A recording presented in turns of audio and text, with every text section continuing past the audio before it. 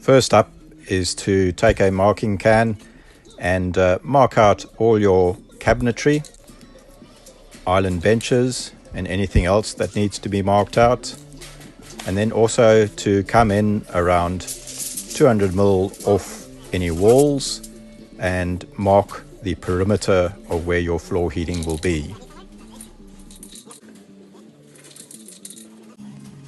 You will then have to measure the length of all your various runs.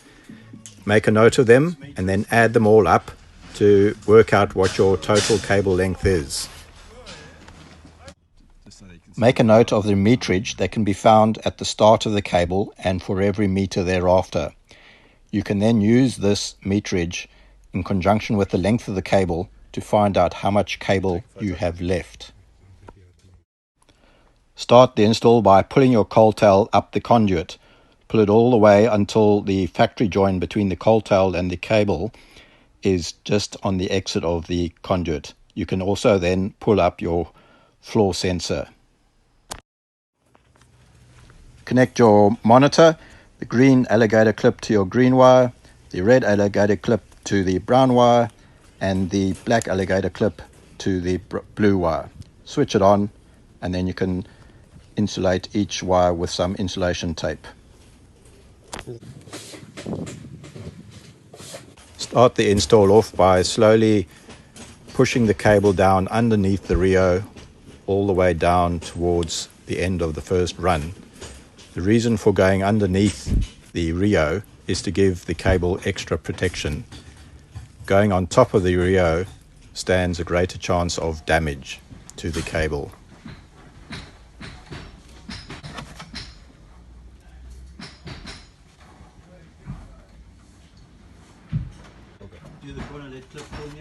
When you get to the end of the run, put a cable tie around the first run, pull the cable taut, and then pull the cable tie tight. You can then tie another cable tie at the end of the loop, pull that tight as well, and then another cable tie adjacent the first one and pull that tight. You then get a triangle effect of your cable ties. You can then work your way back down both runs, tying the cable to the Rio with the cable ties approximately every meter.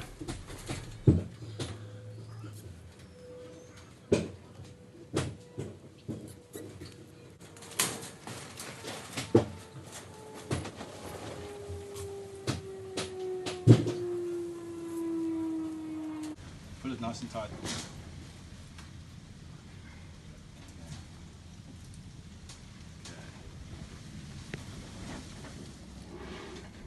Here is how we've laid the cable at the end of an island bench, and there wasn't sufficient space for 2 full loops. So you go up the Rio with one and come back in a continuous S fashion for the return.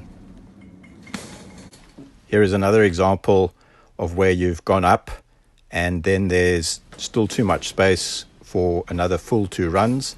So you just do a continuous S on the way back down.